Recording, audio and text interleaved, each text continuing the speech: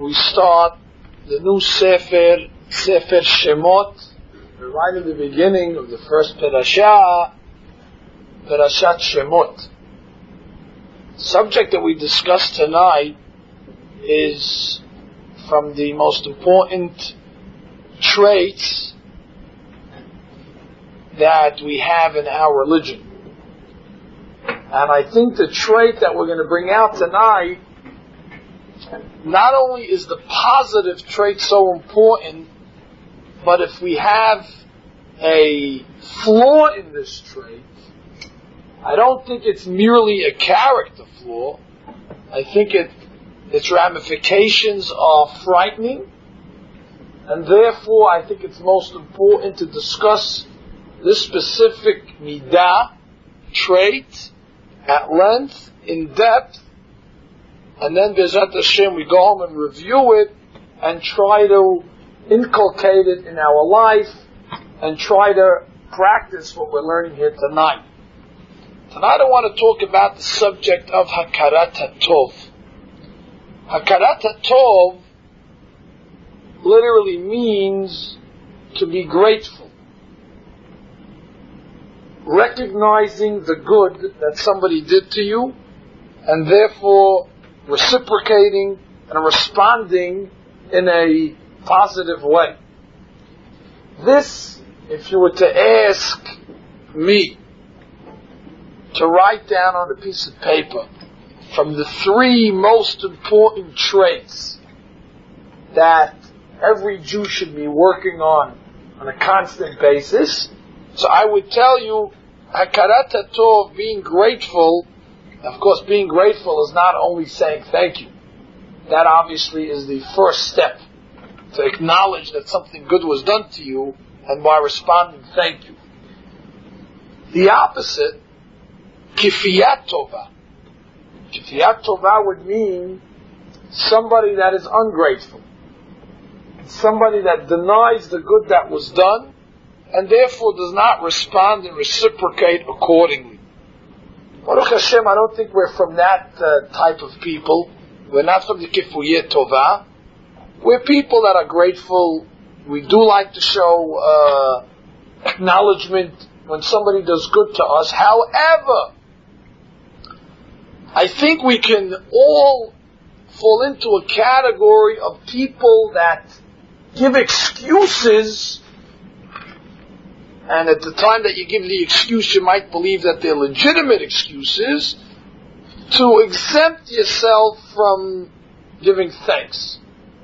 Because if we're forced, we're put by the wall, the gun is by our head, we have no way to get out of it, so therefore we'll humble ourselves and subjugate ourselves to obligate ourselves to someone who did favor to us.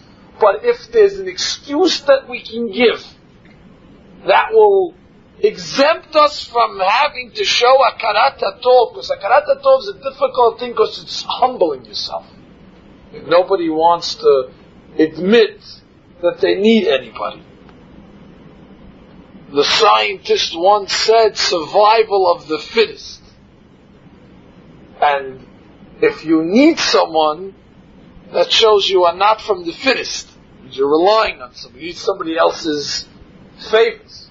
So it's humbling to need somebody, and it's more humbling than to acknowledge it. And therefore, I wrote down tonight, at the beginning of the class, 6 common excuses that you hear that people will say, including ourselves, in order to escape this yoke of having to show Hakarot Hatov. Number 1, people you hear say, yes, he did me a favor, but I paid him back already. And I might have even paid him back more than he did for me. And therefore, that fellow feels there's a canceling action over here. He did something, I did something for him, and therefore it erases, and now we're at 0 again. The second excuse is, in the end, what did he do for me, the guy? It didn't exert any energy. It wasn't difficult for what he did to me. So what a guy like that is doing while he's admitting that he might have done something, but he's trying to mitigate it. He's trying to say, it was nothing. It didn't cost him anything. It was, he did it as I was on the way. He was driving there anyway. So anyway, he was going to shul for himself. So what did he do? He stopped for a second to put me in the car. So he was going to the airport. So he drove me also. So big deal. What's that? So again, that's a guy that's faced with reality. Because if he takes the reality, is bottom line, he did me a favor. Bottom line, he helped me. It's about him a little. So he'll think of any way out. Number 3, we wrote, guy says, do you really call this a favor? I didn't need it. I could have done without it. What he did to me did not enhance my situation. I could have managed without what he did to me. But he did something to you. Bottom line, there was some type of favor that was done. So the fellow right away puts up his magin, his shield. Oh no, wasn't necessary. I didn't need it. You know something? I could have done it without what he did. Number 4 is a guy that says, the truth is he did help me, the guy, but if I didn't help myself, what he did for me would have been worthless. Which means he admits to his friend's favor, but at the same time says it really wasn't him that did anything because I had to handle it myself. So with my exertion and his little favor, but his favor really wasn't the knocker. It was my act. Number 5, that wasn't his kavanah. He didn't have intention to help me. But he helped you. Whether he had intention or not intention, bottom line, something good came out of that guy. Nah, he wasn't even thinking about me. He was thinking about himself, but through him, something good came out of me. And number 6, everything he did for me will never be a payback for the favor that I did to him once. So he always looks at the favors that he's getting as, a drop in the bucket to what he deserves. Again, this is 6 common excuses and escapes of the person that does not want to show Hakarat Hatov.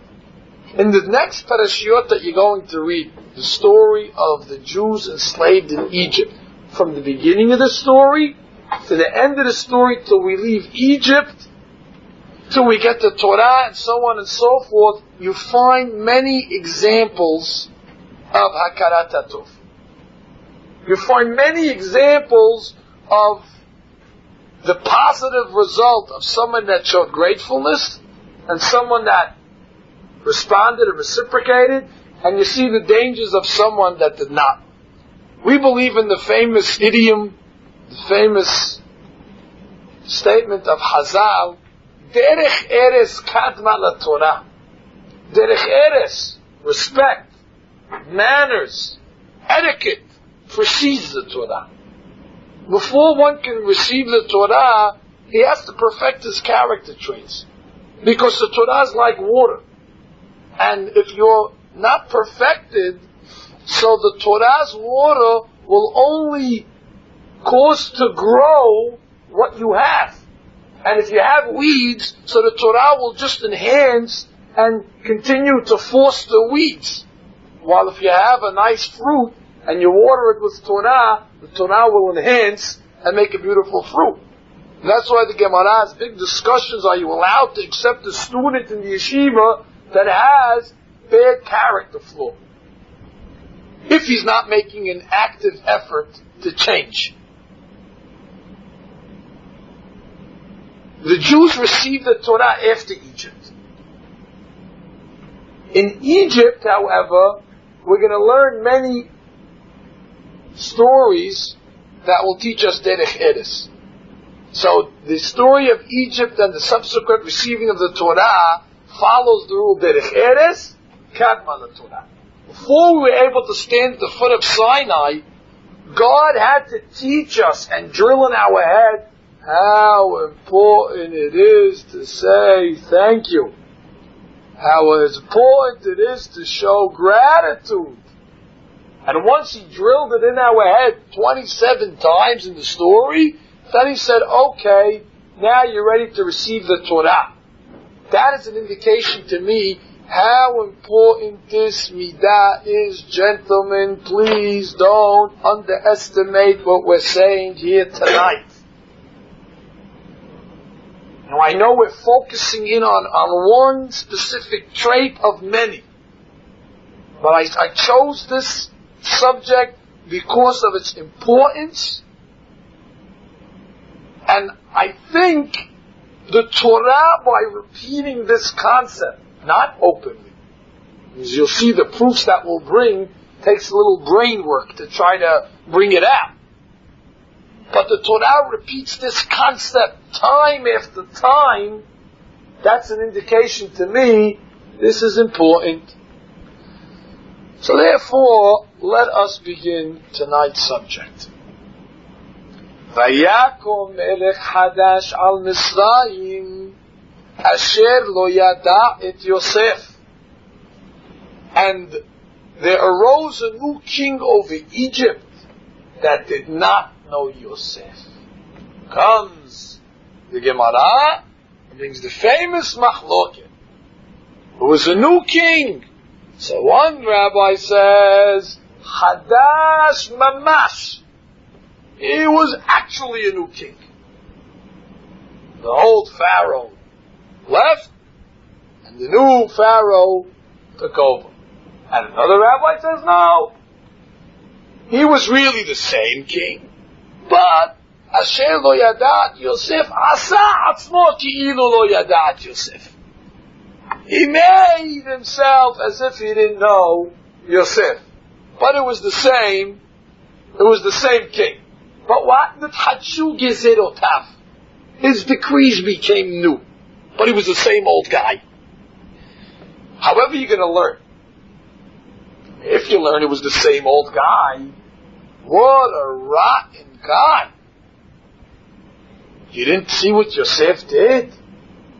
Mr. Paro, you're the same Paro that was in need for a savior. Your whole empire was falling apart. There was going to be a famine. There was going to be destruction. Millions of people would have starved. And came Yosef and devised a plan that not only saved the populace of Egypt, but brought massive wealth to the elite of Egypt. All the property of Egypt belonged to the Paro. Paro bought the land in place of food. There was nothing by the end of the famine that belonged to the people. Look how rich Paro became. He was able to maintain his empire, all because of the ingenious work of Yosef HaSadiq. And this ungrateful man is able to come along, the same guy who said, nobody will be greater than Yosef besides me, and gave him his ring and said, do as your heart's desire, all of a sudden became a kafui tov. He became an ungrateful man. And even according to the opinion that wanted to say there was a new guy, wasn't the same guy. Now, obviously the new guy didn't come from China. They didn't import some guy to make him the Paro. Now, if he's the Paro, obviously he was an Egyptian. And it's impossible to say that this new guy didn't know Yosef. He must have heard the stories. He must have lived through the famine. He must have stood online to get bread from Yosef. So even if you say he was the new guy, it does not exempt him from his lack of recognizing who Yosef. Asher lo yadat Yosef. Well, I don't know who he is. I'm a new guy. When you're a new guy, you just moved to Egypt. You've been here for the 7 years. You know what's going on. You know who the players are. You know who Yosef is. So watch. The beginning of their downfall. And the Torah speaks that clearly. Their error, the character flaw was, they didn't know Yosef. And they probably gave excuses. They probably said, Yosef? What do we have to do good thing for? What do we have to pay him back for? Why do we have to show any reciprocation? Whatever he did for himself. He was in jail. He came out. He got himself close to the king. This was all he gained from this. Oh, another excuse you hear. He gained by that favor. He benefited. Why do I have to show kindness to somebody that benefited from the favor? You gave somebody $1,000 to invest in the stock market for you. And he invested his money together. He did you a favor. And he went and invested and made you $10,000. Hey, I made you $10,000. What did he do? He benefited. He also made money. Why do I have to say that? He helped himself. There it is. Be careful of that guy in you. That little Yetzirah. So now I said, big Yetzirah. That little evil inclination in you is always going to try to get you to find 1,000,001 excuses why you don't have to say thank you. Why is he so interested? Why is it bother the Yetzirah say thank you? Don't cost you anything. So you have to humble yourself, maybe it's a little embarrassing, but in the end, why is it? Is it a religious thing to say thank you? Usually the Yetzirah is threatened from things that are religiously oriented. Wearing a kippah, seed, praying, learning. Those things we know are covered and saturated in religion. But to say thank you, it's a trait. Irreligious people say thank you also. Irreligious people are nice. They're gracious. Why would I say that the Yetzirah, that's a key to 1,000,001 excuses. You don't have to say thank you. It's because if you look,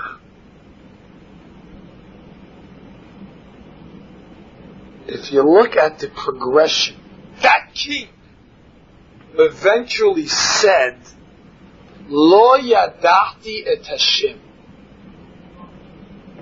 When the Moshe came to him and said, God said.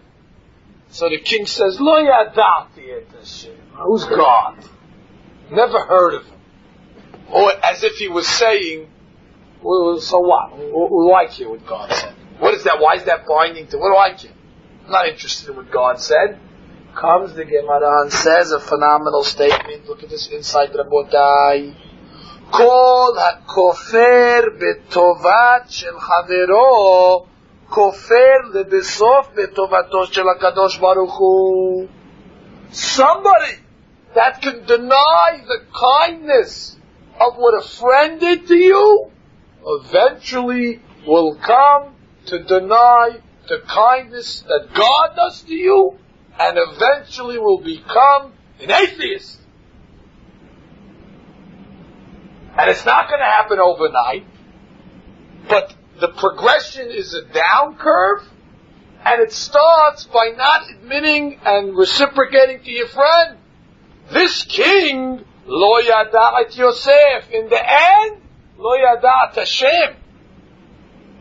And the Chazal saw that the reason why Lo Yada'at Hashem, the root, was because Lo Yada'at Yosef. When a person shrugs his responsibility to show gratefulness and be gracious to somebody of a favor, eventually he shows no kindness and no thanks to the God that does him favors every single second of his life. Breathes the air, pumps his heart and blood, keeps him alive. Shtabach Shemo, is there anybody that does kindness to us more than God?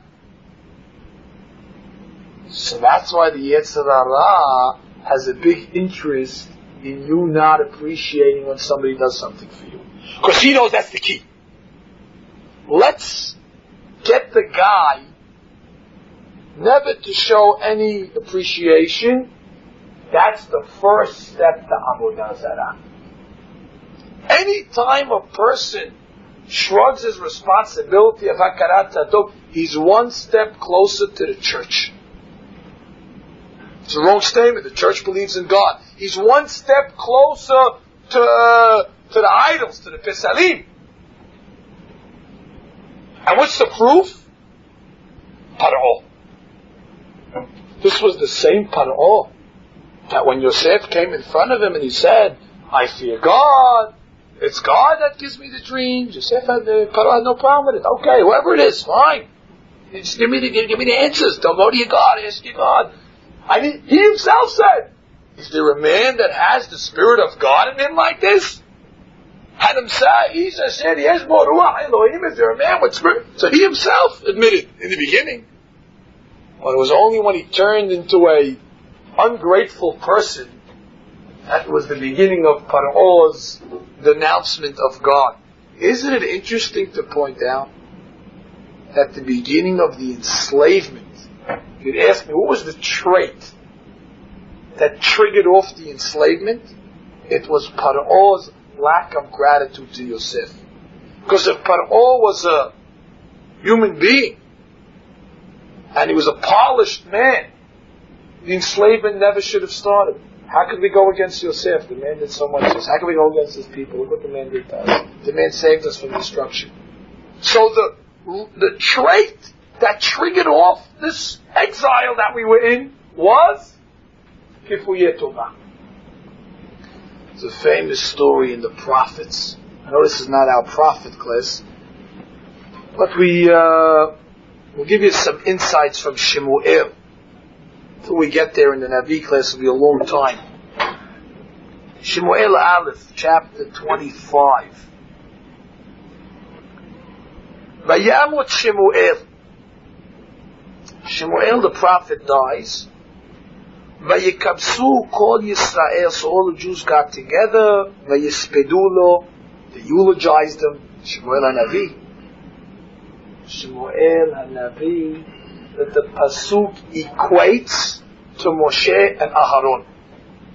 Put Moshe and Aharon on one side of the scale, put Shemuel HaNavi on the other side of the scale, and you got to push. You got to balance. So Shemuel HaNavi is from the greatest men. They eulogized them, they buried him in the Ramah. Okay, nice. Next pasuk. The Ish b'Ma'on, the man lived in Ma'on, Ma'aseu bat Carmel, he worked in Carmel, not in the wine factory. Ve'ish gadol me'od, very wealthy fellow. Velo son sheloshet alafim, he has 3,000 sheep, and so on and so forth. Elef ezim, 1,000 goats. Veshema ish Naval, his name was Naval.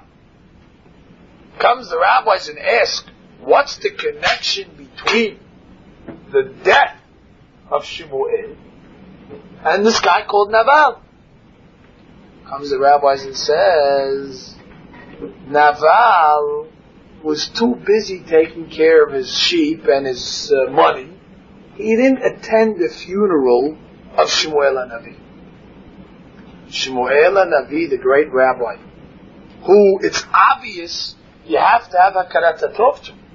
It's obvious you have to just show out of respect what the man did to the generation, with all his prophecies, with all his advice, with all his blessing. And the man dies, such a giant. You don't find it your obligation to go to the funeral, to pay your last respects? But Naval was a man that probably thought to himself and said, what do you do? What do I have to go to Shemuel for? I had no connection with him, anything. I never asked him any she'elot.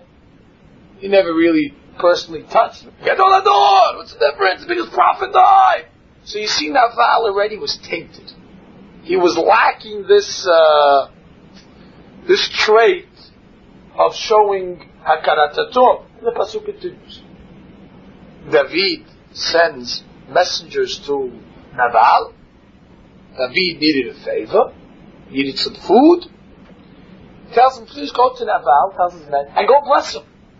Tell Naval, Va'amartem kol lehai, ve'ata shalom, ubetecha shalom, V'chol asher lecha shalom.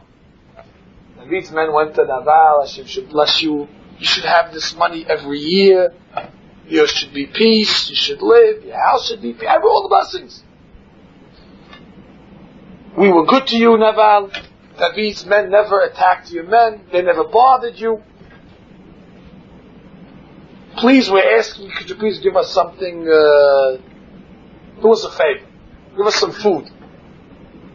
After all we did for you, we're asking just for a little small favor. Comes Naval and says,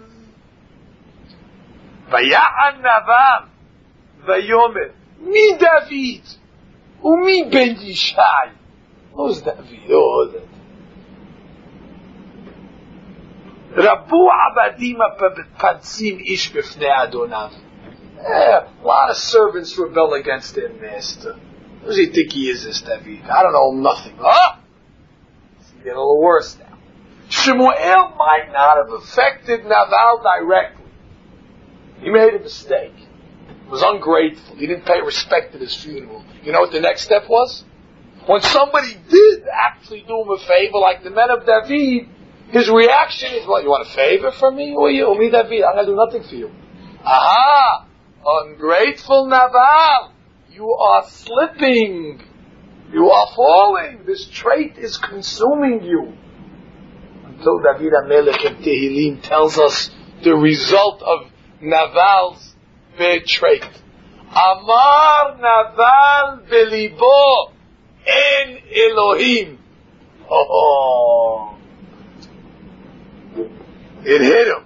The virus spread until Naval said, there's no God.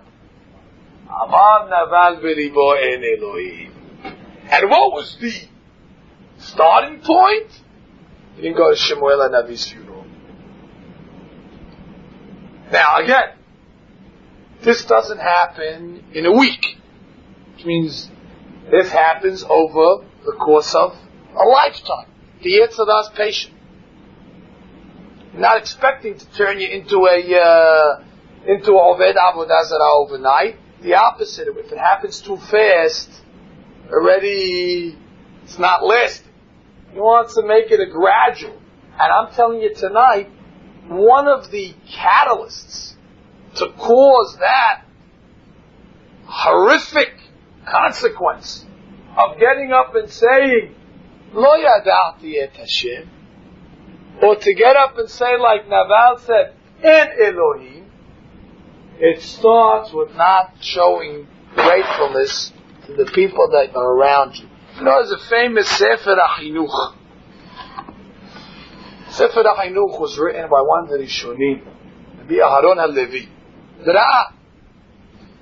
Rabbi Aharon HaLevi wrote a book, took all the 613 mitzvot, and he explained them. He took each mitzvah, told us the history of the mitzvah, the logic behind it, some biblical sources around it, when it applies, who it applies to. A phenomenal book. If you want to get to understand the mitzvot of the Torah, you open up Sefer. So he gets to the mitzvah of Kibud Avayim. Honor your father and your mother. Listen to a classic mitzvah Chinuch. So he says. He says like this. Shira'ui lo le'adam. It's worthy. Shiyakir, that he should recognize. I'm reading the words of it, he's short here, gentlemen. V'yigmol chesed le'mi she'asa imo tova. It's only proper that you show recognition to someone that did kindness to you. Ve'lo yeh naval. Interesting, he uses that word. Don't be a naval, don't be a lowlife. Maybe the rabbi was also alluding, don't be like naval. Umitnaker. And don't estrange yourself to your parents as if to say, oh, what did you do for me anyway? Listen to the rabbi.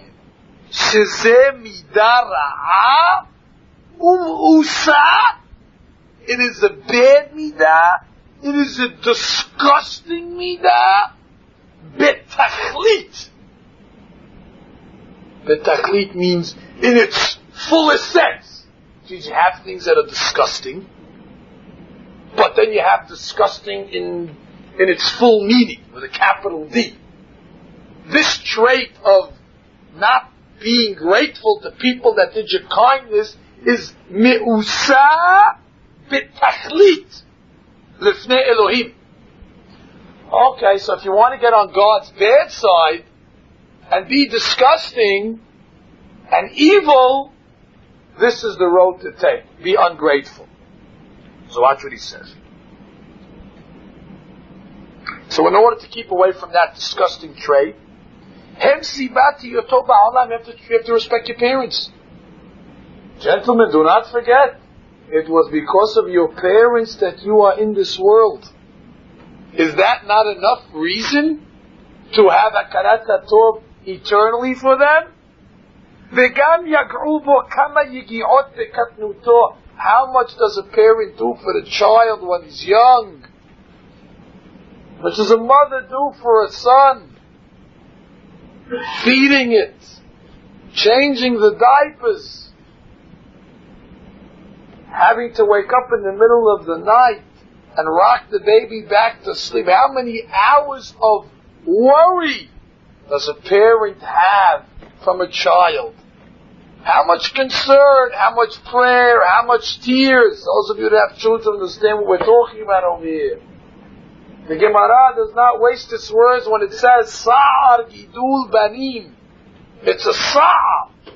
It's hard to raise children. It's anguish. It's hard, difficult. How many white hairs do you get? How many mothers and fathers stand by the window when their children are out late and cannot go to sleep till the child comes home? Genuine concern. Marish, you know what we're talking about? Genuine concern of the parents. And the tuition that a father has to pay for his son. A father will work overtime in order to send his kid to have a yeshiva education. A father will bring tutors to the house. A father will sit with his son after work when he's tired to review his homework. What a father won't do for a son. If you ask any father or mother, what do they want for their children? And pe'ehad, they'll all say, I want better than I had.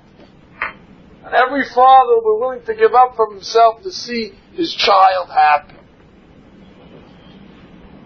So where does that obligation stand then on a child in respect to his mother and father? Is there anybody in the world that deserves more gratitude and more thanks than a mother and a father? If we would stand today until eternity and just say thank you, thank you, thank you, it wouldn't be enough. Because if we're here today, it's only a result of their concern, of their prayer, of their financial, of their moral, of so on and so forth. And if people are lucky that after they grow up and they have children and their parents serve as grandparents, so that compounds it now. That they not only serve as your parents, but they shower that love. You ask a grandparent, they love their grandchildren more than their children. So they share from that love and that concern to their grandchildren. How much do you owe these people? How much do we owe these people? Most valuable people in the world, parents. So the Sefer Ha'inuk says, that's vital. And you know what it will lead to? It'll lead to Hakarat Hatov to God. But if somebody shrugs their responsibility respecting their parents, somebody feels that they grew up already, they know more than their parents already. Mark Twain once said, at the age of 20, I thought my father was old-fashioned. He had outdated views. He wasn't up with the times. He was backwards. He was living in the old way, the old country way. Then when I got to the age of 25, I saw my father in a different light. He was wise, he was progressive, he was brilliant, he was on the cutting edge, he knew, he had foresight. It's amazing how much he grew up in 5 years. Which means how much he grew up. His father was the same father, but he didn't appreciate who he was until he got a little old and said, why? I thought my father was always, he's unbelievable, he's smart. All the times I thought he's making a mistake, he was right. So I didn't have the maturity to understand. So the Sefer HaChinuch is saying, one of the keys, is a big key. If you have parents, you have to look at parenting like a lulav. It's a mitzvah you have. This is a means to get closer to God. This is a walking mitzvah you have. You have a chance to take advantage of this mitzvah, not only to show gratitude, but to take it to the next level. Because if you show gratitude to the people that did the most for you, the next one that did the most for you after your parents is gone. So only the next step is, logic says, well, if I'm having so much great gratitude to my parents and what they did to me, it's only normal for me then to say, whatever my parents did, you did for them. Without you, there's no parents. So everything then goes to God. But one that cannot find himself respecting his parents, so then already that's Naval's derech, that's Paro's derech, and that's the road to destruction.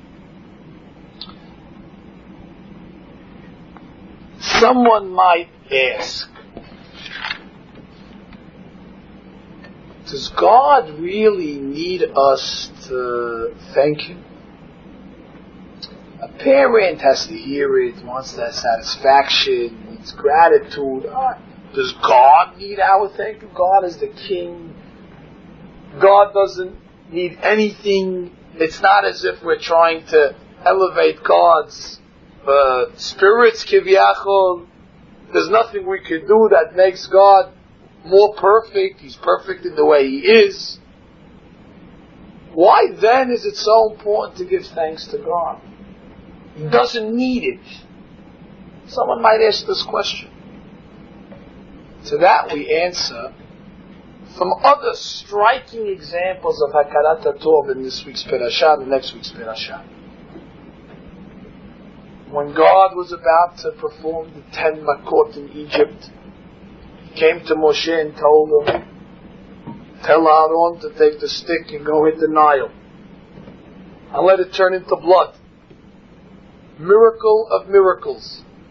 Kiddush Hashem on the highest level. But Moshe Rabbeinu wasn't able to hit the Nile. And the rationale was because the Nile saved Moshe. The water was good to Moshe. When he was a baby, his mother put him in the Nile in a basket, and the Nile helped Moshe float, and in the end it was the Nile that kept Moshe alive. So Moshe did not see it fit that the Nile that saved him, he could take a stick and hit it. What does that mean? Does the Nile feel anything? Does the Nile know? Is it really hitting? What's the difference? Aaron's going to hit it. And you're hitting it not because you're angry at it. You're hitting it in order to create a miracle. Question. And then when God said, okay, it's time for the frogs to come, Sefardeya, go tell Aaron, take the stick again and hit the Nile. Moshe, you can't hit the Nile. It saved your life. When it came to the lice, Moshe, tell Aaron to take the stick and hit the earth. Why can't Moshe hit the earth?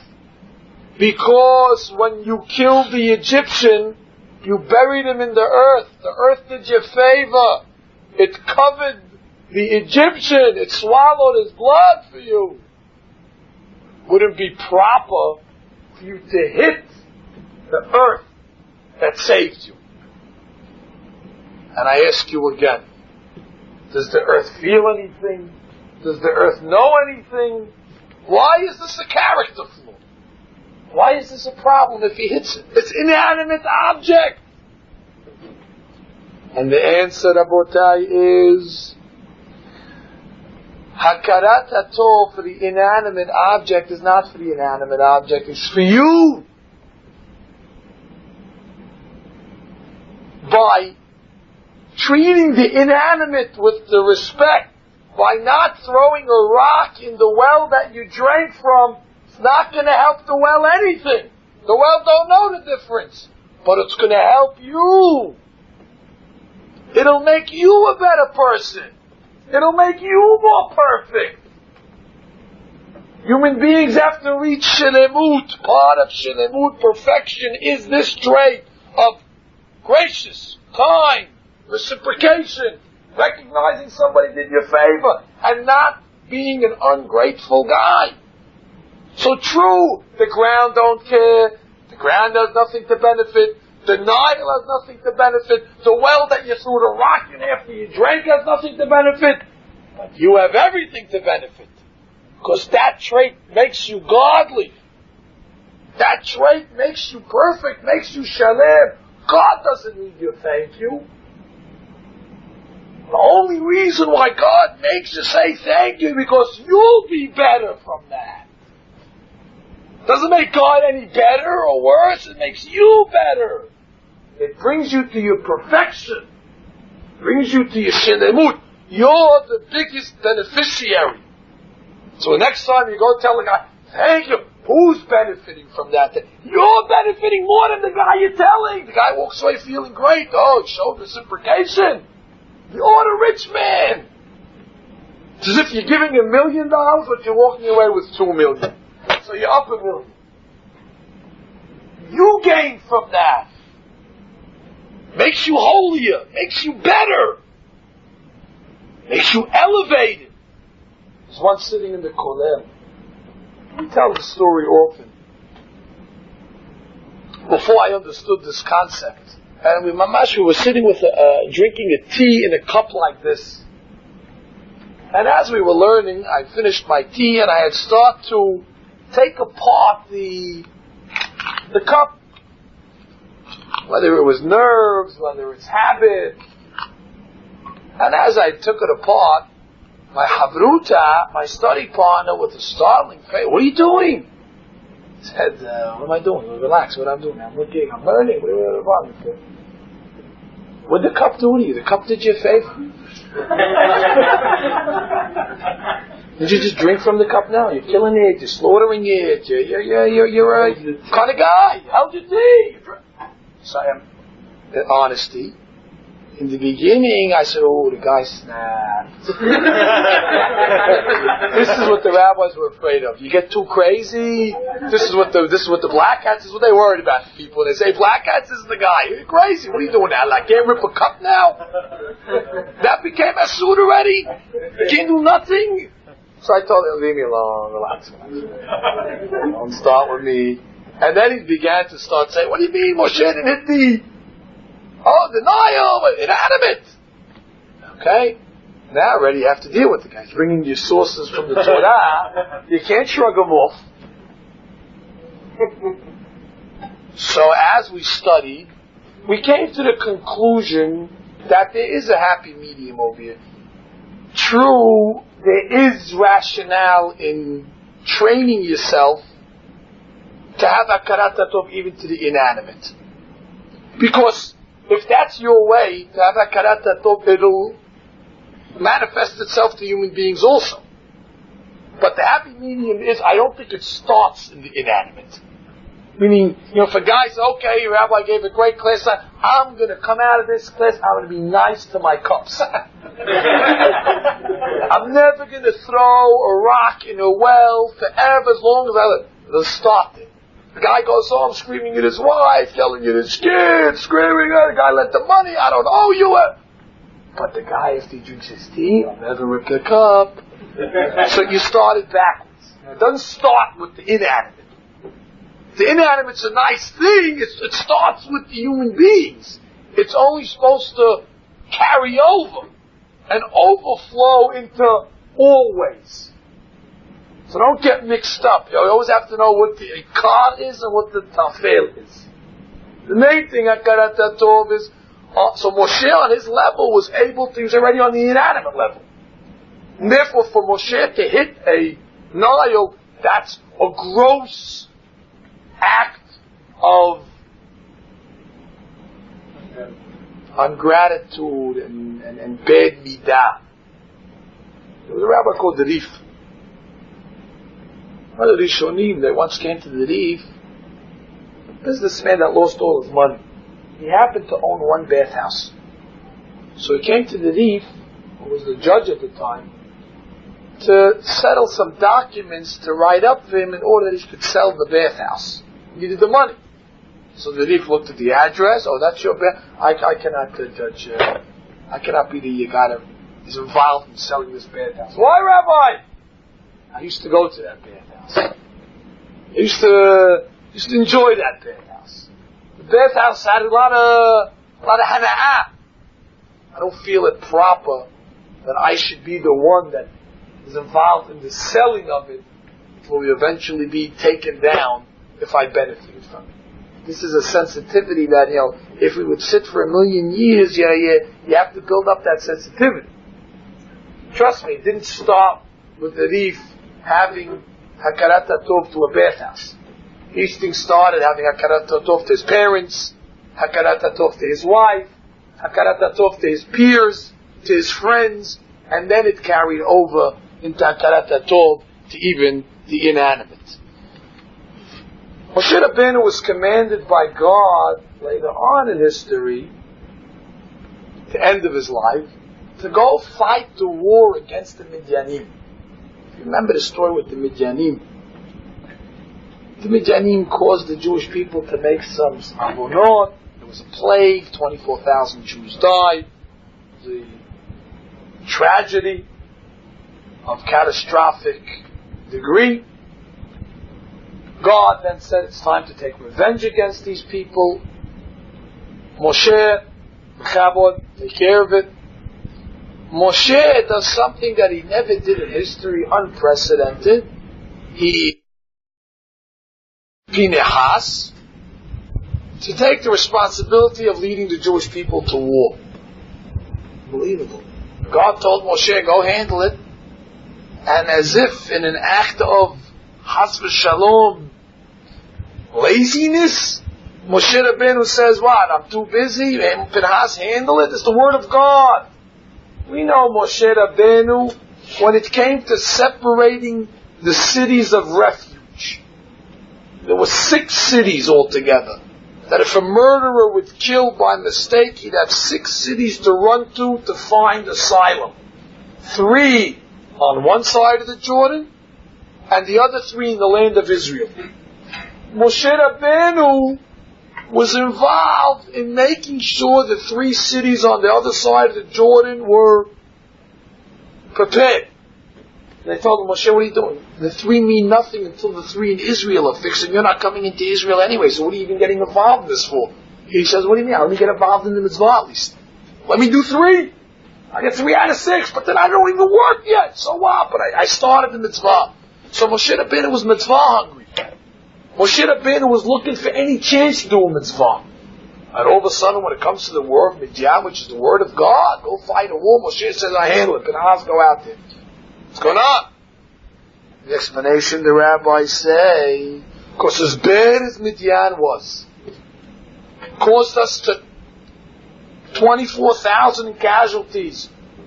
But Moshe Rabbeinu owes Midian a big favor. Because when he killed the Egyptian, he ran to Midian. And Midian took him in. And he lived in Midian for many years. So it wouldn't be proper for Moshe Rabbeinu to lead a war against the country that took. Yes! Albeit they were the Sha'im. Albeit it was the will of God for them to be killed. But Moshe Rabbeinu is looking at his character. Yes, they have to be killed. Yes, we have to destroy them. But I'm not the man to do it. The destruction of my character would be more harmful than killing these people. He was worried, and God said 100%. God does not come to Moshe after and say, what did you do? Lazy. What did you do? I told you to go yourself. it was obvious to Moshe that he was not the man to do it. That shows you how much Hakarot Hatov goes.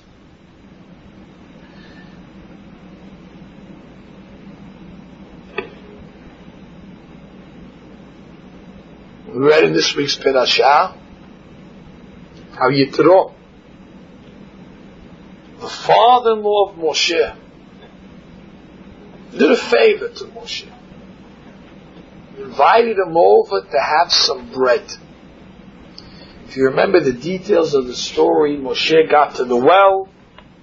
The 7 daughters of Yitro were not at the well. They were in the well. You see, Yitro used to be the Pope. He was the priest, the high priest. But Yitro started to question the religion a little. So the people depoped him. And they put him in Herem. They excommunicated Yitro. So his children had a hard time fetching water at the well. So the shepherds used to take the daughters of Midian, the daughters of Yitro, and throw them in the well. Moshe Rabbeinu happened to come that day. So it says, Vegam dalo dala lanu. He drew us out of the well.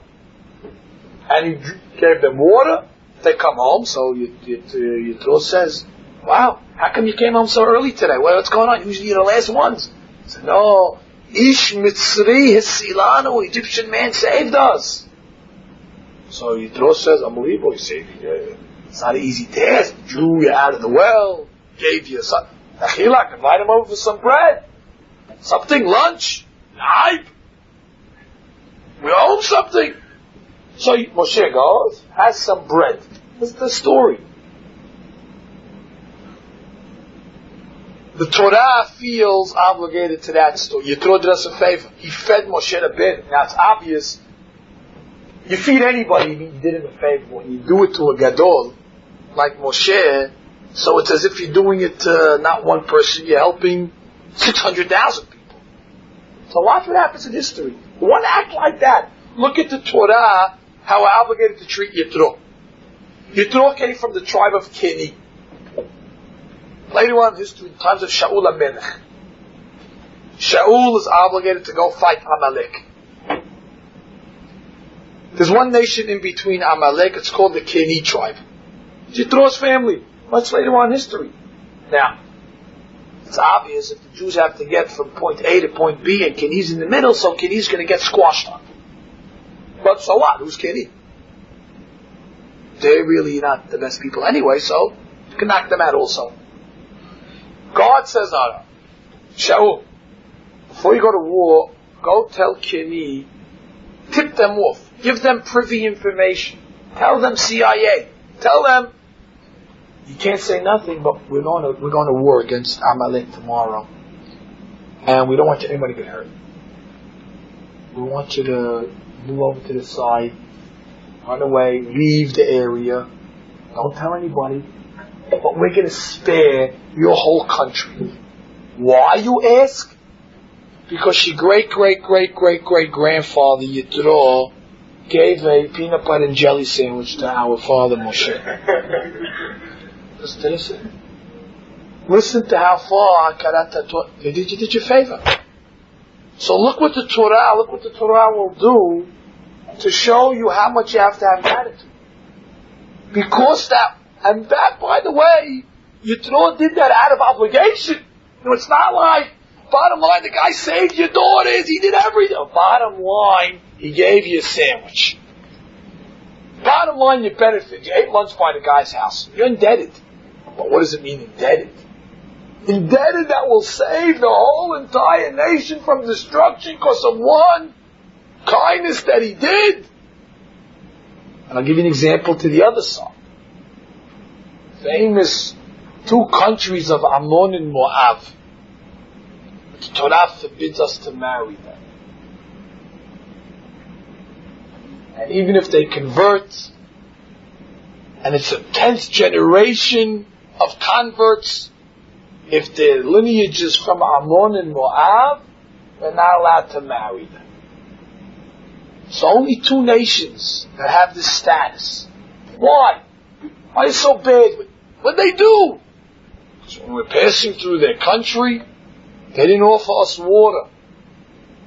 We offered to pay for it even. They weren't interested. They didn't do kindness to us.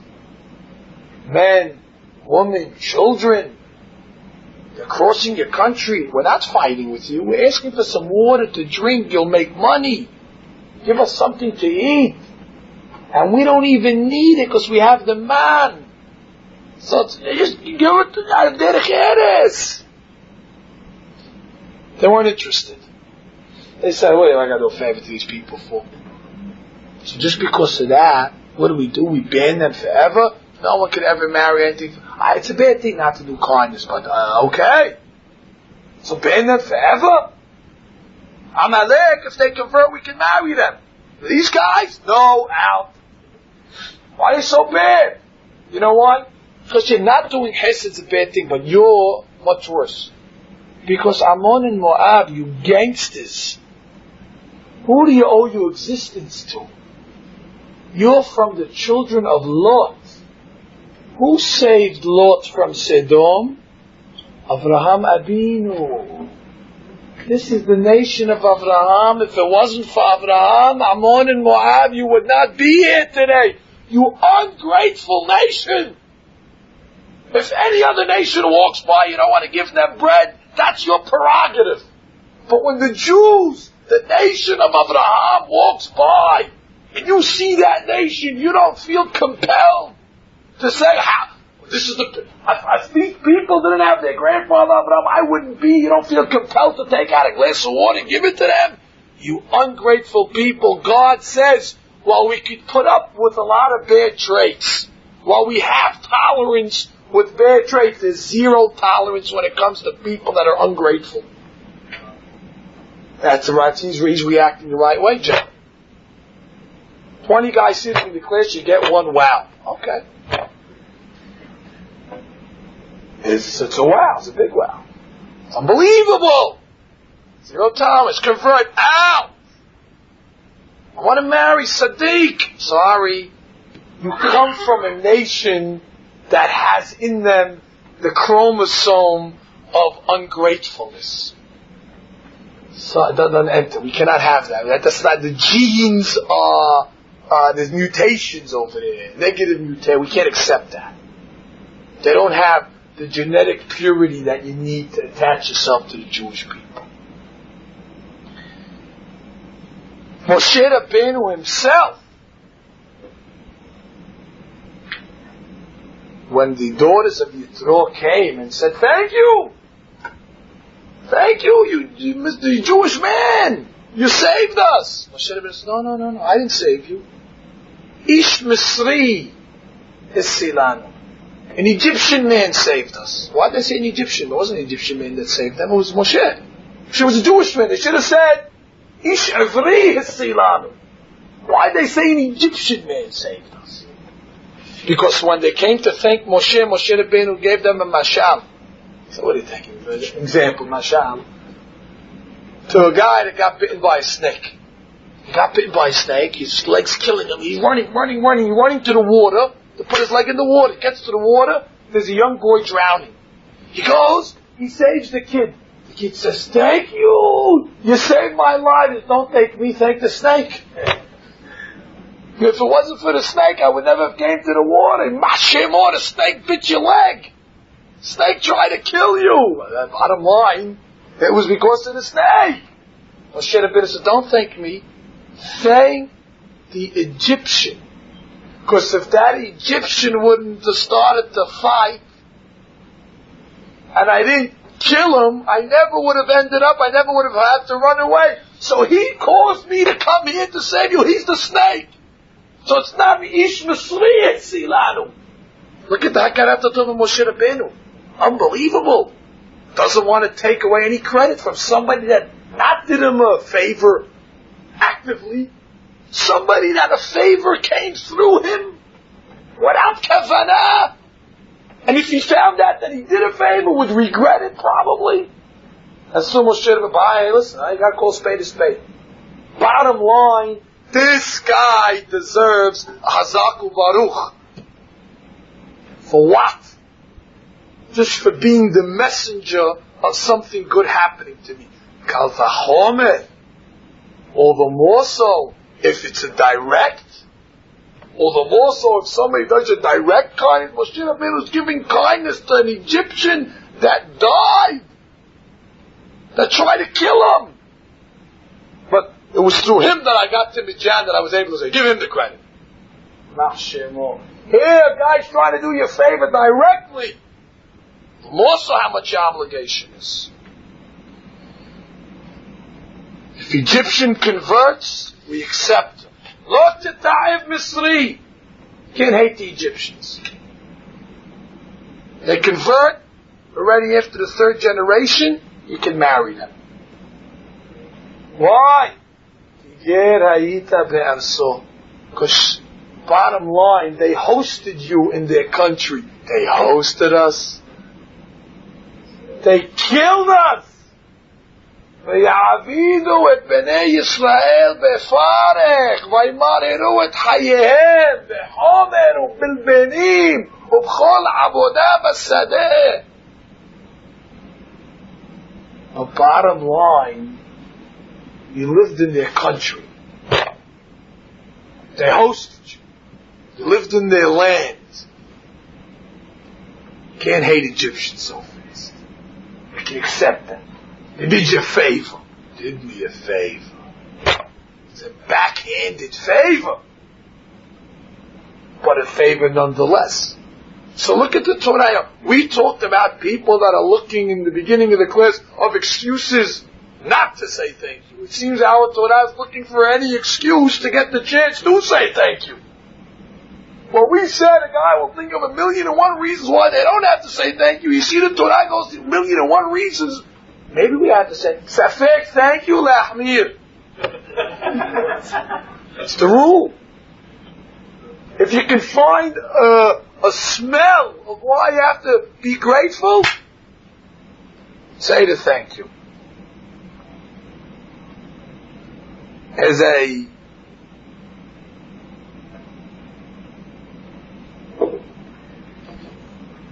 interesting thought, that's just a thought. Said over by one of the Hachamim on the Sarah Mashkim, the famous butler of the king of Paro. He came in front of Paro and he said, "Et hata'ai ani maskir hayom." He says, "I'm forced to admit my sin to you." And the rabbis explained what was the sins that he mentioned. He says, number one, there was a man, Yosef, and he was in the pit, and he did me a favor, and he interpreted dreams, and I told him that I'd reciprocate. I told him I'd mention his name, and I didn't mention his name. That's number one. And number two, I caused the king anguish. She had bad dreams, you didn't know the solutions, and now I delayed before I came to you. So that's a sin. So the rabbis ask us, the second sin we understand why he was admitting. Now, it's forgive me, king, I didn't come quick enough, I let you suffer through your bad dreams, through your nightmares. But what does he have to mention the first sin to the king? There was a Jew in the jail, told me to do him a favor, I didn't do him the favor. What does he got to tell that to Paro? What does Paro care about that? And the rabbi said, look at the story. Look at the butler was trying to do. He wasn't trying to show any guilt. He was trying to score points with Paro. He was saying, yeah, but there's a good side of the story. There was a Jew in the jail that he told me when I leave to do him a favor. And I put it off to the latest chance possible. He was trying to say, I'm a good guy. Look, I didn't show gratefulness. Paro would hear that, Zak Baruch, the Jew, you didn't show gratefulness, beautiful. He wasn't trying to show his iniquity. He was trying to praise himself. Look how I treated the Jew. He asked for a favor to be done. And I said, no, I delayed it. I'm just sorry that it had to cause the king a little anguish till I came forward. But there's a good side. He suffered a little because I wasn't grateful. Look at the Goyim, the exact opposite. They pride themselves in this. They pride themselves in, he did me a favor and I didn't pay him back. He did me a favor and I didn't reciprocate. It's a famous story. Great rabbi that passed away a couple of years back. Rav Gustman, Zecher Sadik Levracha, who sat on the bed din of Rav Chaim Ozer, Zecher Sadik Levracha, the great bed din in Vilna. Gustman lived at the end of his life in Jerusalem. Big Rosh Yeshiva. Tamir Hacham Atzum. And the story is told of Rav Gustman that while he was in the Holocaust, the Nazis reached Vilna in Lithuania. The rabbi ran out of his house and hid with his wife and daughter behind the bushes that were in his front of his house. And the bushes hid him, and the Nazis weren't able to find him. Subsequently, he ran to the forest and lived in the forest for however long till the war was over, and miraculously he escaped. Eventually he moved to Eretz Yisrael, and the students testified about their rabbi that every single day the rabbi would go out in front of the garden of the yeshiva and water all the bushes. And they asked him, Rabbi, what are you doing? And he said, these bushes saved my life in Nazi Germany. The bushes spared my life. I owe Hakarot Hatov to the bushes. This is the madrigah we have to strive for. And these madrigot, these levels begin at home, gentlemen. They begin with your parents. If you're married, they begin with your wife. It's easy to tell anybody on the street, thank you, I love you, beautiful, scale of mitzvot. But it's very difficult to tell your wife thank you for the dinner that she cooked. It's very difficult to compliment and thank your wife for all her concern. It's very difficult to thank your wife for her taking care of the children. But it's very easy to thank the grocer when he goes and gets you the milk that you're going to pay for. It's very easy to throw thank yous around to the taxi that drove you. And you walk out of the taxi feeling like an honorable man. Look how nice. Thank you, sir. Have a good day.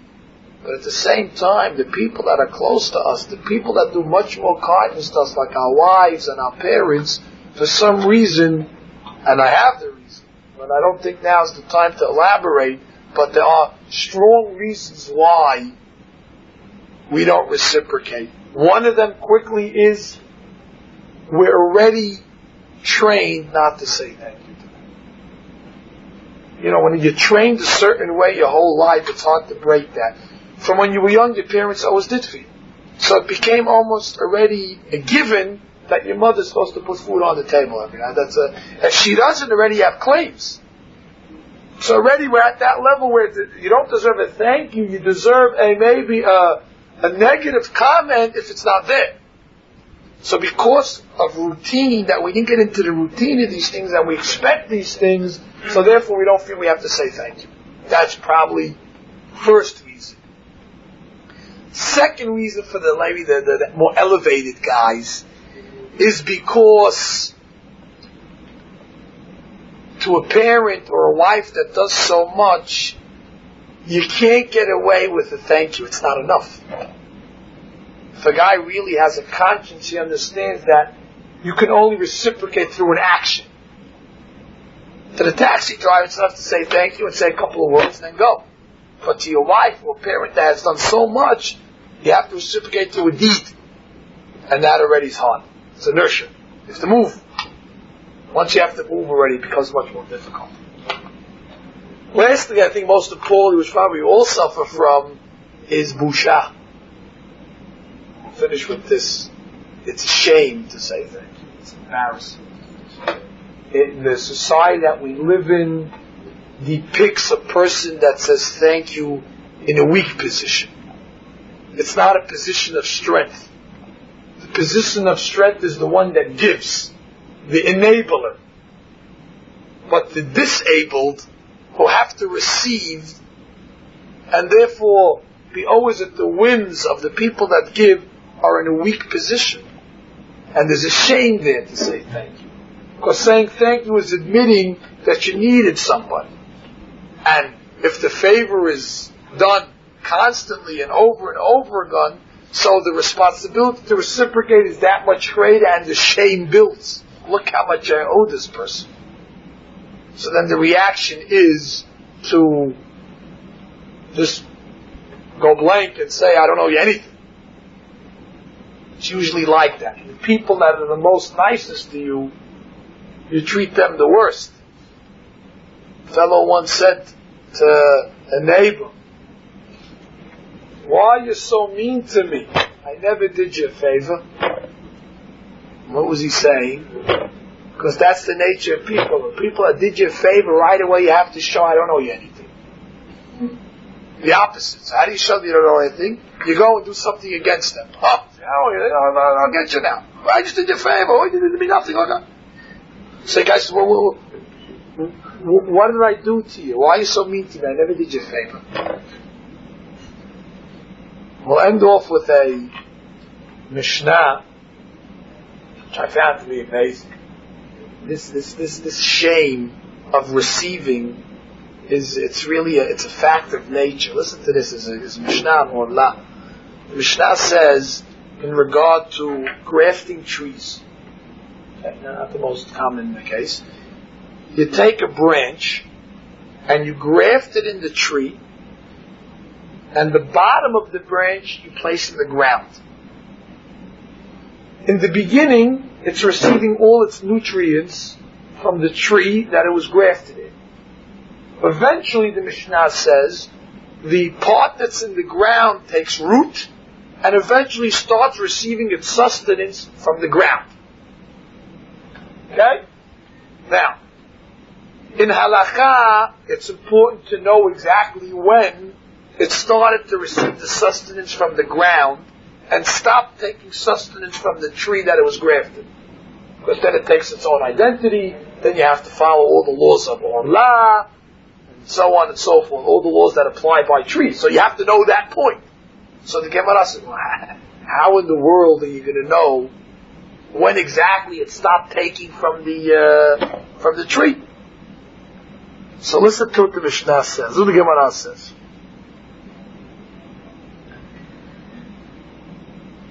We look at the leaves that are on that branch. If the leaves are facing the tree, then already we know it's independent. If it's able to look, if the branch that is grafted, the leaves face the tree, it's independent. But if the leaves are facing away from the tree, that's a sign it's receiving from the tree. And why are the leaves facing the other way? Because it's embarrassed. Because there's shame. Even the nature of Borei Olam gives us this trait. It's hard to receive. It's hard to take. There's a shame in taking, and there's a shame in giving back. Because it shows you needed something. And we're all created in the image of God. And God's way is to give and not to take. So that's almost a contradiction with our Selim Elokim. The image always wants to give in us. So when we receive, it puts us in a weak position, see. The Mutai, as we saw tonight, our redemption began with Paro, who was a guy that was ungrateful. He said, Lo Yadat Yosef. Eventually he said, Lo Yadat Hashem. We saw the examples of Moshe from when he was in Midian, from when he gave credit to the Egyptian, from not hitting the ground, from not hitting the Nile, from not waging war against Midian. In the end of his life, he was about to enter Israel, the last test. God says, take the stick and go bring water from the rock. And Moshe Rabbeinu goes and hits the rock. And God says, Moshe, how did you hit the rock? Don't you know what these rocks did for us in Egypt? The pasuk says, "Vayinikehu devash misela v'shemen mehal misur."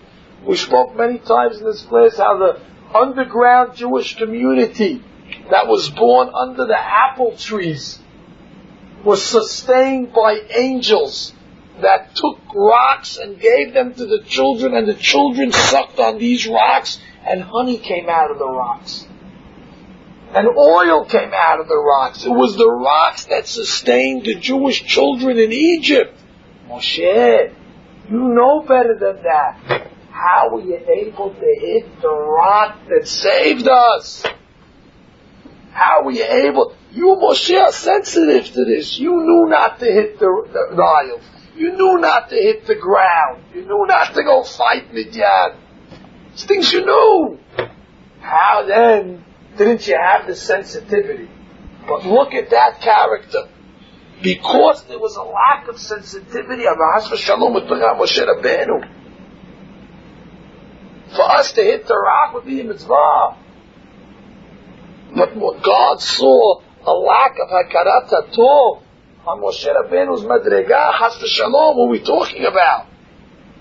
But HaKadosh Baruch Hu had a claim against Moshe. Moshe's madrega, hitting the rock. Hitting the rock. What's hitting the rock? You're bringing water for the people. Chesed, I'm feeding the people, starving, they're dying of thirst. Talk to the rock. Don't hit a rock that helped you. For Moshe's level, this was already enough flaw. Chas v'shalom, I take back that word. Enough, whatever, to stop him from going into Eretz Yisrael. Gentlemen, this is the midah. We should work on this Hakarat Hatov. People do you favors, you have to reciprocate. It's good to be indebted to people to an extent.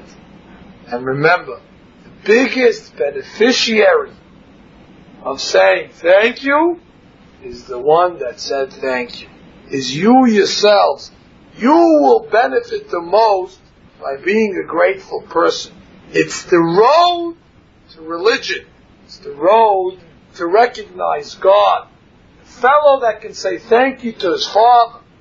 The fellow that can say thank you to his wife when she serves the dinner.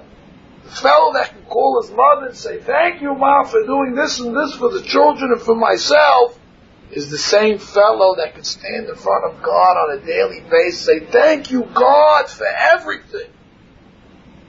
Thank you, God, for everything. Baruch Adonai le'olam. Amen v'amen. Rabbi Hanan b'sham amen. Asar kadosh baruch hu shechodesh sefi cheshbon dazorah v'chafes.